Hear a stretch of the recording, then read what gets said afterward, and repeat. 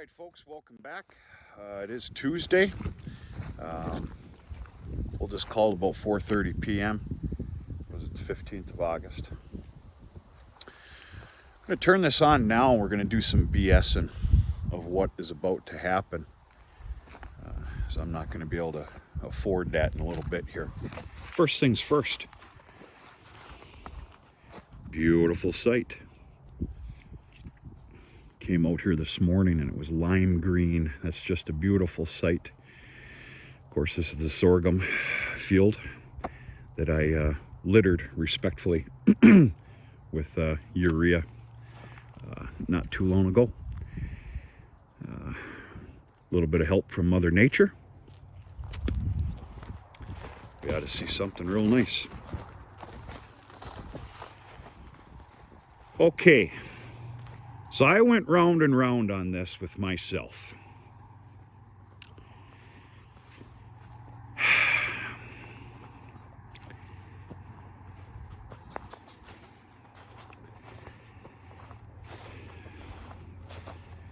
This is 40 acres of what I'm going to call purish alfalfa. Turned out real nice.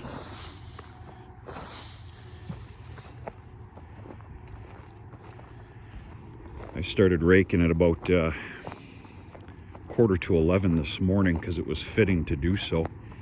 It got no rain. We were supposed to have a monster amount of rain the other day, actually just yesterday, I think. And we didn't get a stitch of it. Well, for once you're not going to hear me complain about not getting rain.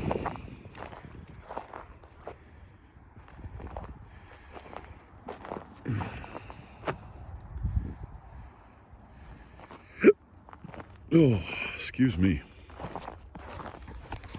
All right. Get ready to laugh a little bit.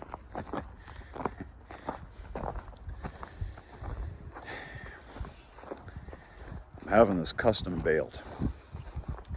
I know. I got all the tools in the shed to make my own damn hay. Trust me, I know. Making this into large squares, 3 by 3 by 8, I believe, just about 8. The bigger local dairy is coming to do it. I've been in cahoots with them for the last few days. So, yeah, it kind of burns me a little bit that I'm doing this, being I've got the equipment to do it. And, you know, there's an expense. It's not like they're coming to do this for free. There's a very respectful custom rate charge per bale. It's good for them. It's fair for me. The reason I'm making these into large squares is because of the failure of stacking the haymow up with small squares. Now there's a nice little amount up there, not near what's needed. So everything that's up there is basically reserved for Dad and his horses. Not to mention he's going to start feeding some round bales this year with the whole tub and net thing for the horses. We stowed away 14 of the nicest grass you can ever find under a shed. So Dad's horses are completely taken care of. There's actually going to be some hay left over that I can actually use for inside the barn for this winter to feed, you know, the calves and the bulls that I'm going to have in there. So that is why I decided to go with making the big squares. Every so often I'll throw 2 bales up there and literally just throw down the leaves, and it's a little bit more extra work, but is it? Doesn't matter. We're going to find out. That's my answer. The small square baler, as you know, exploded on me. It sat for a little bit, right at the height of when we were going to get rolling on just thousands and thousands of squares. And it was during what I'm going to call the peak of our fantastic baling weather that we did receive for a little while. And of course I went to high heavens on the round baler and did what I could. Don't get me wrong, the square baler's fixed. And we're gonna shoot out some squares yet, the north and south hills. That's gonna be reserved for probably next week. And that's all gonna get square baled. But yeah, bringing in a large square baler, custom rate, custom done. You know, I had to ponder this quite a bit. It just didn't make a whole lot of sense to me, but it does now. And I would have thought he was going to be out here already. We met out here a while ago. That's why I'm out here with the tractor and wagon to scoop the bales up, bring them back to my yard.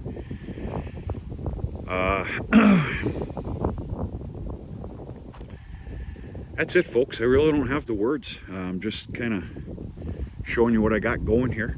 Some beautiful, beautiful feed. Holy Lordy Almighty! If I was milking cows, that bulk tank would be pretty healthy on this stuff. And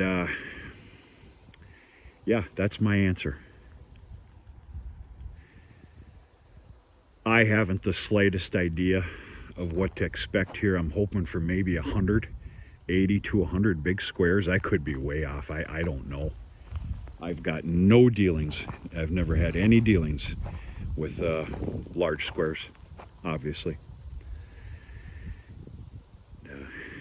Yeah, lucked out on the weather pattern here.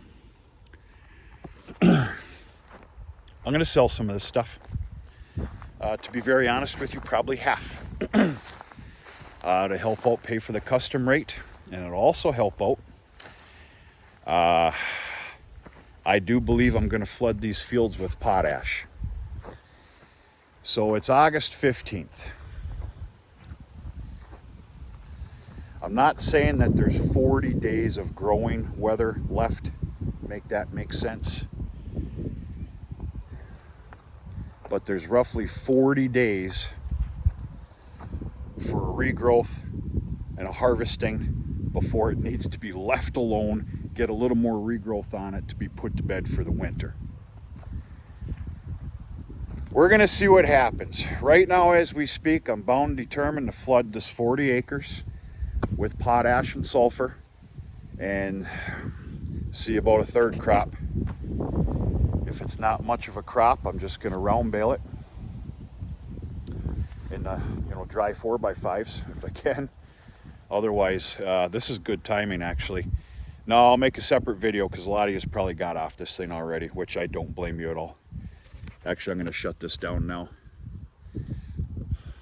Stay tuned. Kind of all over the place here. I got been some chaotic days. We'll talk very soon.